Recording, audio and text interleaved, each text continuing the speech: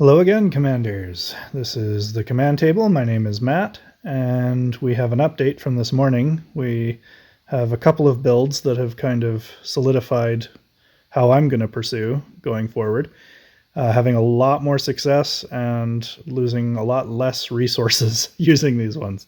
So a special thanks to Bazoo. He posted this build on the Discord server for Battle Legion. So we grabbed that and we tried it out. We'll show you the stats and everything for that. And also Shelias from the command table. He's in a couple of our clans, actually. He has kind of fine-tuned the melee swarm, so we'll take a look at that. But first, if you'd please be so kind as to like, subscribe, and if you want notifications when I drop new videos, hit that notification bell. Also, if you have any questions, comments, or if you have a build that you would like for me to try, go ahead and suggest that below. And you can also see the most current builds that we're working on the command table Discord. The link will be in the description. Let's go ahead and jump right in. I will show you the SR11 first because a lot of you will have lower unit levels. So this should run through the stats real quick. Double enhance on the entangling roots. We've got double protection 2 on the monster hunter. We've got immunity and block on the soul pylon, immunity and reload on the stormcaller, immunity double reload on the crystal spire, immunity and reload on both of the hammer throwers, and immunity and damage on the assassins. We're using the accuracy, force resistance, and regen. We also have standard of the ancient defender, and then we have Ring of Unity and Spear of Cataclysm. So that is the build, and now we're going to go ahead and let it run. I don't have any fancy skins on this one like Bazoo does, so we'll have to wait till we look at my SR15 profile. So the key element to this, let's just pause this and scroll back just a smidge here, right at the beginning of the battle. The key element is to position these two groups of assassins in such a way that when they pop over to this other side of the field, they're right in between the Stormcallers and the Soul Pylons. And you'll notice that I've got them situated in their formation in such a way to where this one's kind of got a downward slope and this one's got an upward slope on the assassin formation. You can accomplish that by selecting your assassins, taking them off the field, and then moving them back on again until they have that kind of a formation. And the reason that you want that is because you can pick exactly how they're standing, and that's going to mirror on this other side. I'm going to have one that's toward the Soul Pylon and one that's toward the Stormcaller with one in the middle. So you can fine-tune it after that. If you do a screen recording, you can see exactly where they pop, and you can adjust them from there. So I highly recommend doing screen recordings for your first couple attempts. Get that squared away. So let's go ahead and let this run through. Okay, Monster Hunter, the only thing it has is that regen elixir to keep it going, which is only going to last so long. So the Stormcaller and the Crystal Spire are taking out all the crows. The hammer throwers are holding off all the spiders, taking out a few crows while they're at it, and anything else that gets close. The Stormcaller and the Soul Pylon are going to be taking out everything that's in the back, along with the Spear of Cataclysm. And now that all the spiders' nests are dead, there's only a few targets left to even shoot. So that Soul Pylon is going to take out that last Lifestone. And then the Soul Pylon will have fair game on Leshir to nuke the rest of his health. And there it goes. So that completes it. The last 14 seconds is kind of not necessary. Let's go ahead and skip ahead. So let's see how we did with SR15. This is my second profile. Now I am starting at 41% health. I'm doing exactly the same thing. I have immunity on everything, and wherever I do have a third Power Stone slot, I'll throw on an extra reload. But here, you'll notice that everything goes swimmingly.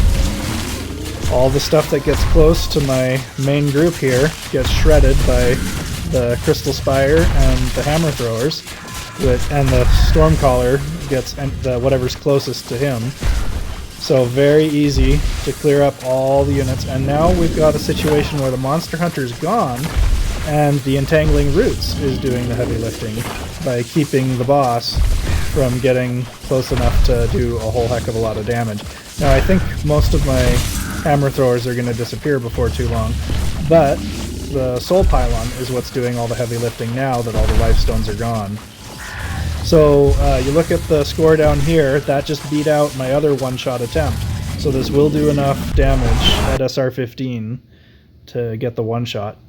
So let's see how I did on my main profile.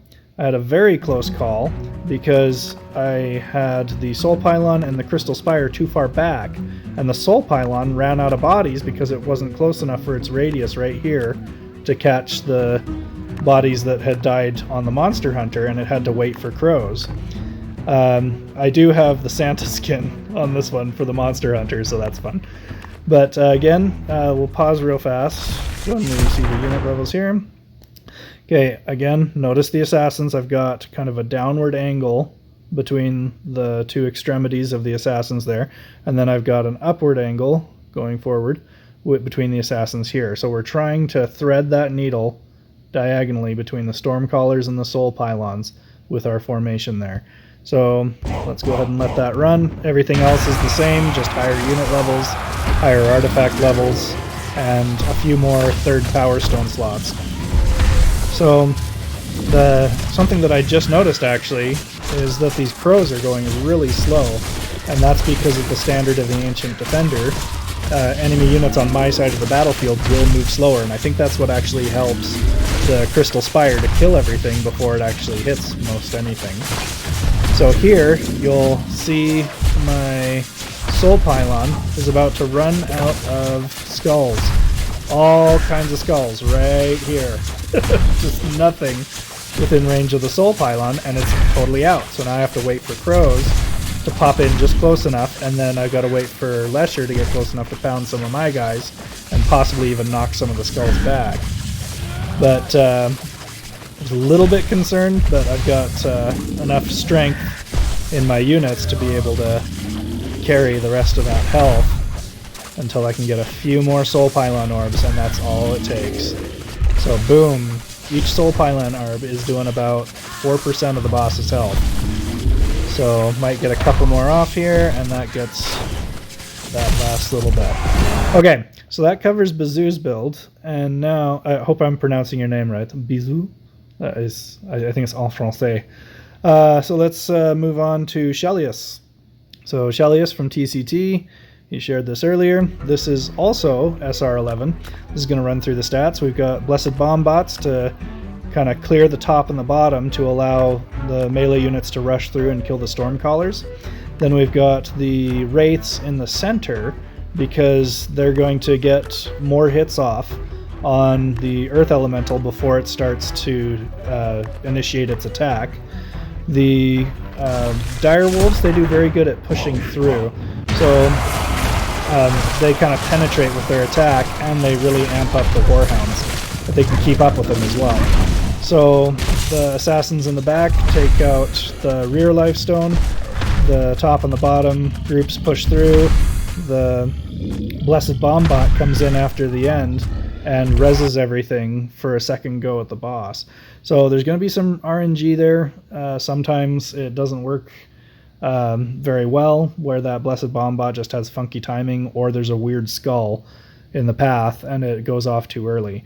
So for me, it takes about 2 keys per attempt at SR11, but when I tried it on SR8, I was able to go from the 100% health to 0. Again, exact same setup. I'm using Arcane Blades in here just because I don't have the unit levels on more Warhounds. So glad that I had block on that Blessed Bombot because a crow just hit it. And now here, almost everything's going to die, but the Blessed Bombot's about to bring it all back, and here we go, all the way down. Having block on all the units as well is tremendously helpful, so they can get a couple more attacks off before he kills everything. So anyway, those are the updates. Hopefully that helps you to improve your setups and saves you some resources, because this one's ugly. So sorry that everybody's having a rough time. I've been having a rough time too, but we got it all sorted out. So thank you for watching. Again, join us on the Command Table Discord channel. Link is in the description. And do all that liking, subscribing stuff. We sure appreciate it. Thanks for watching, and we'll have more for you soon.